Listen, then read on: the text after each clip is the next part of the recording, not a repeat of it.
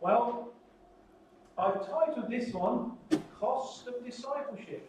Obviously that's the heading, subheadings under both of those passages pretty much. I wonder if anybody would ask the question, why is being a Christian so hard? Have you ever asked that question yourself? Why is the Christian life so difficult? You may have thought, okay, before I was a Christian, it wasn't that hard. But since I've become a Christian, it seems like the whole world is coming against me. Perhaps, like me, all of a sudden you don't get on with your family, or perhaps your friends have forsaken you because you've decided to follow Jesus.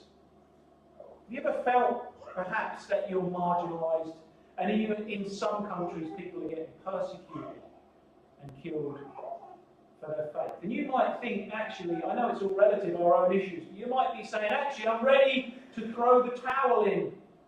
I hope that's not the case.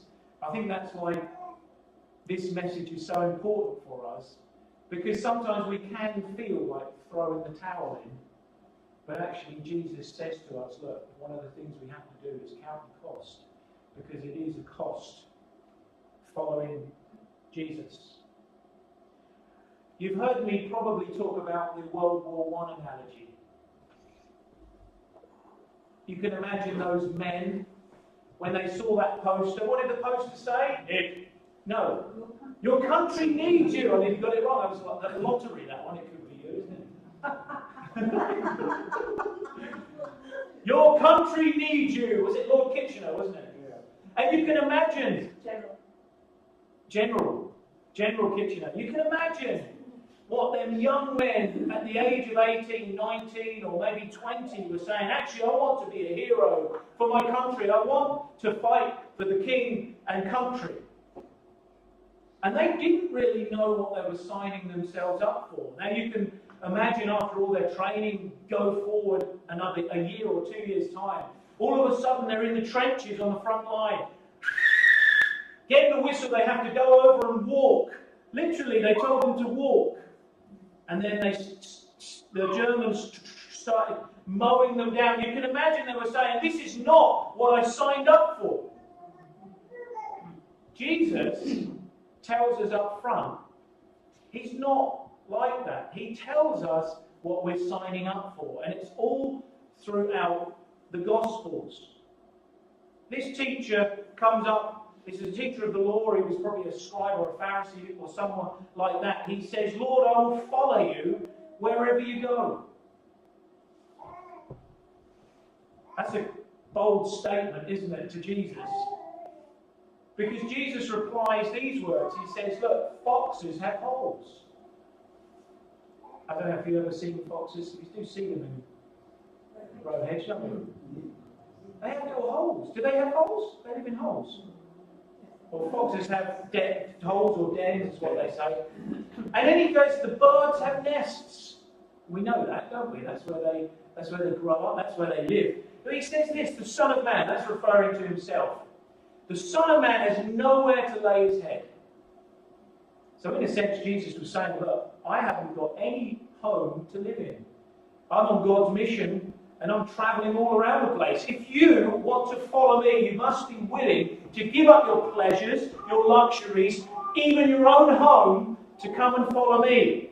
And you'll be like me. You'll have nowhere to lay your head. Are you willing to do that? Now, it doesn't say what he said. But we know the rich young ruler was challenged in a similar way. Give up everything and follow me. And he went away sad.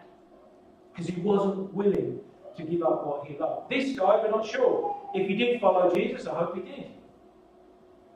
And then a disciple, another guy, says to him, he probably heard what Jesus said. He said, well, let me first go and bury the dead, my dead father. And Jesus said these words, let the dead bury their own dead. That's a strange statement, isn't it? Do dead people bury their own dead? It's a play on words Jesus is using here. In Scout and Miriam's Bible, it's the NLT, it says, let the spiritually dead bury their own dead.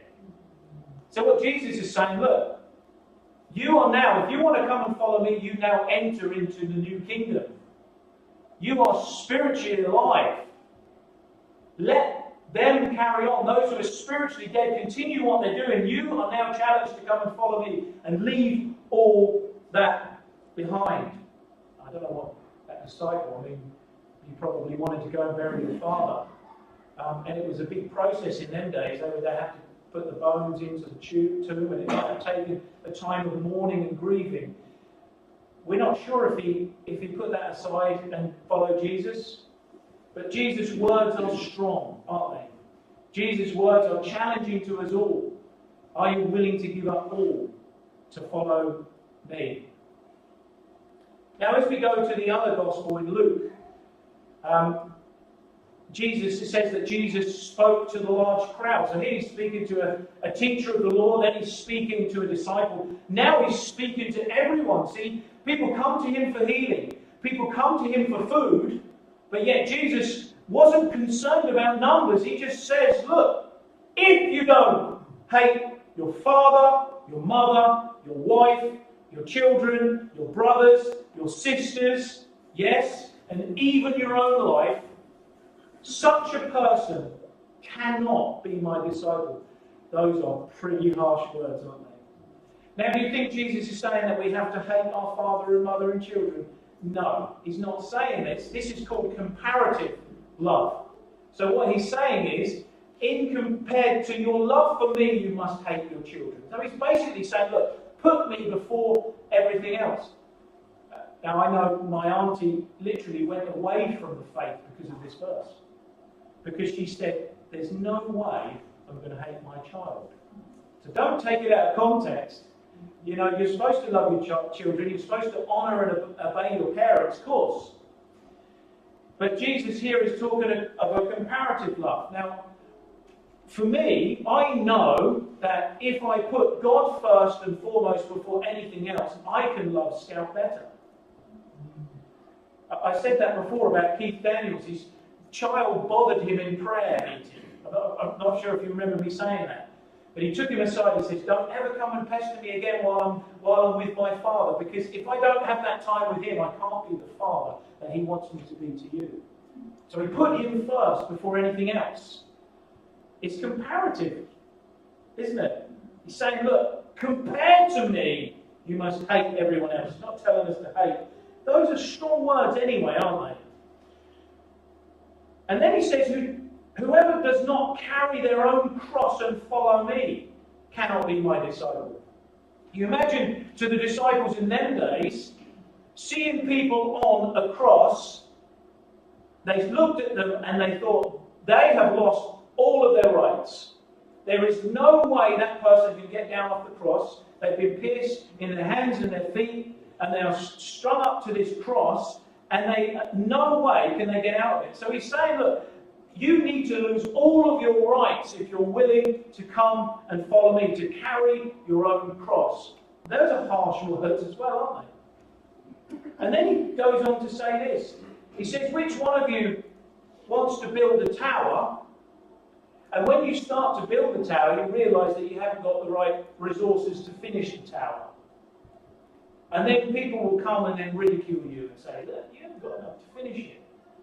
Here he's saying, look, as a Christian, we need to sit down and calculate if we have the resources to get the job done. So, in a sense, is what he's saying is, look, are you willing to count the cost of being my discipleship? Because sometimes it is a cost to follow me. He then talks about a king who had 10,000 army, and then he went against another king who had twice as many as him, and then he realised there's no way I'm going to win this battle. So he then puts in terms of peace and says, actually, I don't want to fight you because there's no way I'm going to win.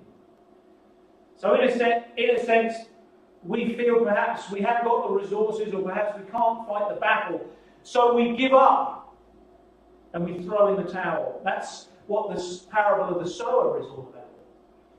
We know that the sower then sows the seeds on the footpath. Yeah? And then Satan is the image of the birds who come and snatch the seeds away. And then we have those who are persecuted, and then those who get taken away by the riches and cares. We'll be looking at that down the road, because that's further on in the Gospel of Matthew. But that's what it's all about. Some people don't count the cost and they put their trust or they put their faith in Jesus, and then they realise, actually, this is hard.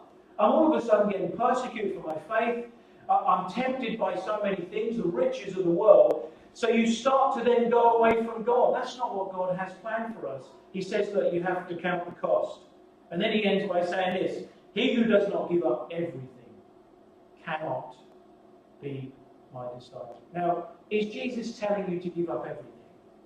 Like everything. Your house, your cars. I heard this story. It's by a guy, it's like a parable he's written down. It's by a guy called Juan Carlos Ortiz. Have you heard of him? He wrote a book called Discipleship. Let me read this to you. This is in connection with the pearl of great price, okay? So this man wants to buy the pearl, and he says, I want this pearl, how much is it? A lot. Do you think I can buy it? Oh yes, everyone can buy it. But I thought you said it was expensive. I did. Well, how much? Everything you have. All right, I'll buy it. Okay, what do you have? I've got £10,000 in the bank. Good. £10,000, what else? That's all I have. Nothing more? Well, a few pounds in my pocket. He said, well, that's mine too. What else do you have? Well, I've got nothing else. Well, where do you live? Well, in my house. Well, that's mine too. Where do you expect me to sleep? In my camper van?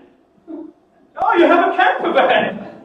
That too. What else? Am I supposed to now sleep in my car? Ah, you've got a car. Yes, I own 2 of them. They're mine now. Look, you've taken my money, my house, my camper, my cars. Where is my family going to live? So you have a family. Yes, I have a wife and 3 kids. They're mine now. Suddenly the seller exclaims, oh, I almost forgot. You yourself too. Everything becomes mine. Wife, children, house, money, cars, and you too. This is expensive pearl, isn't it? And then he goes on. Now listen, I will allow you to use all of those things for the time being. But don't forget they're all mine. Just as you are. And whenever I need any of them, you must give them up. Because I am now the owner. You can see his point here. In a sense, we hold on to things, don't we? But God is saying, okay, you might not have to give them up, but I want you to open your hand to allow me to take them. Now, obviously, my Achilles heel would always be Scout. She's my daughter and I love her. I was praying this morning because you worry about things, don't you? How the world affects her, how she's going to go into big school, and then you start to then take on all those problems, take on all those worries yourself, and you then try and fix them. But I was praying this morning, I said, as I was preparing for this, and I said, Lord, I give her to you. She is yours. I am not going to try and sort all her problems out. You're the only one that can look after her when she's not with me. You're the only one. So it's like I'm handing her over to God. She's God's possession. I'm there to look after her for a time, but yet God is the one who is able to take care of her. And that can be with anything. Did you know your money in your bank is not yours? Your money is the Lord's. And I love this. You can never outgive God. You know, when somebody's in need, I give them money, to help them out. And sometimes I think, oh, that was quite a bit of money. You know, you think, oh, I have to give away that much. But yet, I think, no, Lord, this is your money. And they're your people. Or they're the person that you want to bless. It can be with anything. God is wanting us to surrender all things over to Him. That's what it means to be a disciple. Giving up everything to be His. Now here, he then goes on to say, salt losing its flavour. So you can imagine salt, okay, it's tasty, isn't it? We put it on our food. But can you imagine tipping in or spreading out sort of these little granules that tasted of nothing? What would be the point of that? Have you put salt on your food? Yeah, but it doesn't taste of anything. It's not something that you would do, is it? You put salt on your food because what? It tastes nice, doesn't it? It makes it taste lovely, especially if you have a stew. In the same way, us as Christians, we need to keep our flavour That's what he's saying. The moment the riches come in, the temptations, the distractions, and all those things, persecutions, we have a tendency to back off and lose the flavour of Christ, don't we? It's the same with the soul. But he's saying, look, you need to count the cost. You need to keep your flavour. That's what he's saying. And if we rewind back into the Sermon on the Mount, where Jesus says, sometimes whenever people persecute you, revile you, speak all kinds of evil for my name's sake, he says, look, you just got to rejoice and be glad. For in the same way they persecuted the prophets before you. And then he says, you are the salt of the earth. So being the salt of the earth is how we continue on through trials, how we continue on through temptations, how we continue on when the devil throws all he can at you, because actually we've counted the cost and we're going to move forward in faith. I love that. In Luke he says, rejoice and be exceedingly glad. Leap for joy. That's the way we should be. That's the way we keep our flavour for Christ, because we have calculated the cost of what it means to be a disciple, and we're willing to go through it. See, the way we look at things is always through the eyes of eternity. If in this life our hope is Christ, we are men most to be pitied. That's what Paul said. But actually we are moving forward. We count the cost because we're going to reap the reward once we enter into glory. Yeah, our reward is not in this life. It can be, but actually that's not what we're aiming for. We're aiming for the rewards in the world to come. Now, when we talk about the cost, you're thinking, oh, hold a minute, do I have to do all this to be saved? No, he's not talking about that. Salvation is by faith alone, isn't it? Grace is by faith through grace through faith. Yeah, that's how we are saved. Jesus, just before this, as he talks in Luke 14, he talks about the wedding banquet. And he was talking to the Pharisees. He said, look, many people will be invited, but they don't come because they make up all these excuses.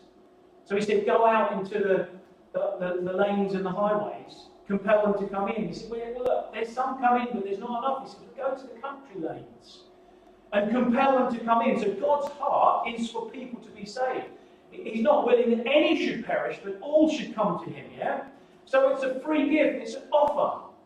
Yeah? I love this. There's a difference between salvation and discipleship. It's a high calling. I'll give you another story. Now, this has been my last story, but this gets the point across really well. Imagine if somebody gave you a free ticket to go on this great mountain expedition in Nepal. Who would go on that? I'd go with you. Okay, expenses are paid. The airline ticket is paid. You get all the equipment, all the tools you need. And you're like, woohoo, I'm going. Okay? All of a sudden you're there at the foot of the mountain. You're ready to go up there. Within an hour or two, you're like, oh, Bennett, this is tough. My legs are really aching. I have no idea how to use these tools. What have you forgot to do? You haven't put in the training.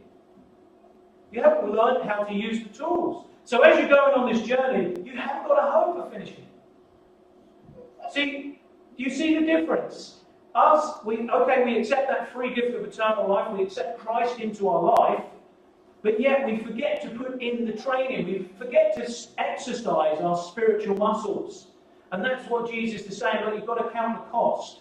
Now that might mean some different things for you. But firstly, it would be denying your own self. Because most of the problems that we experience is because we're constantly wanting to push for recognition and acceptance and all those things. Deny your own self. If you deny your own self and your own ambitions, then you won't be disappointed. So he's saying that first. But there'll be other things you can do. You want to get into the Word. You know, your word have I hid in my heart that I may not sin against you. That's a pretty good one, isn't it? I don't want to sin against God, so what do? Get into the Word. Learn the Word. Apply it to my life. Prayer. You know, when I don't pray, I struggle so much. If I don't have the time in the morning to give to God, or to have some time in the daytime to give God that prayer time, then I find it very difficult to get through the day. That's where the powerhouse is. But it goes on and on and on, and really, it just exercise your spiritual muscles is being what it means to be a disciple. Now, I'm just going to give a little application, because what is it that stops us? What is it that prevents us from going on with the Lord? Now, we have the world and all its luxuries.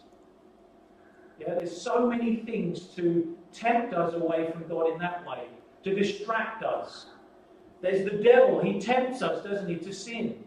He heaps condemnation on us. He really puts on the accelerator. He really slams on the accelerator to try and get us to sin against God. We have the flesh. James says we're pulled away by our own desires. And when those desires are conceived, it gives birth to sin and then leads to death. So we have the flesh that we want satisfaction from those things. Then we have persecution. People are always, if you want to set yourself apart from Jesus, I've been called Bible basher many times. You've been called that one. I've been called the God Squad. I quite like that one. I was thinking about getting a t-shirt with it on. Whatever it is, you're going to be ridiculed for your faith sometimes, but you shouldn't be ashamed of Christ, because that's why we're following him. Either be hot or cold, Jesus said. Don't want you warm. Either for me or against me, yeah? And then we have the testing of our faith. Remember, Jesus was led into the wilderness to be tested or tempted. So, in a sense that we get tested in our faith many times. And really, one of my mentors always said, if you don't learn the lesson, you're going to come round again and you're going to have to learn it again the second time. So learn it the first, or learn it the second. But I'm going to end with these words of what Paul said, and they've been very, very powerful to my faith. He says this: I have been crucified with Christ, and it's no longer I that live, but Christ lives in me. The life I now live in the body, I live by faith of the Son of God who loved me and gave himself for me. So I would encourage you, if you're struggling in any way, if you feel that you're ready to throw in the towel, or perhaps you feel that the battle is raging and it's too difficult, or maybe you haven't got the right resources to continue, it's not our life that we live. Christ lives his life through us, and that whole process of denying our own self is allowing God to come in and help us get up that mountain, because it's him who pulls the yoke. It's him that gets us through that. But we have to recognize that we can't do it ourselves. So just take some time to calculate what it costs to follow Jesus. Because the Gospels are full of Jesus putting that challenge to his disciples. And the reason why this message is so important is because we've made a very easy, wishy-washy type Christianity where God is going to sort all your problems out and everything's going to be okay. That's not the case. Now, obviously, I'm not talking about sickness. I think God wants you well. But yet, persecution and all those things will come. And sometimes ill health through difficult circumstances. But just let that sit for a while. Let's just be quiet and just ponder on those words, and then I'll pray for us.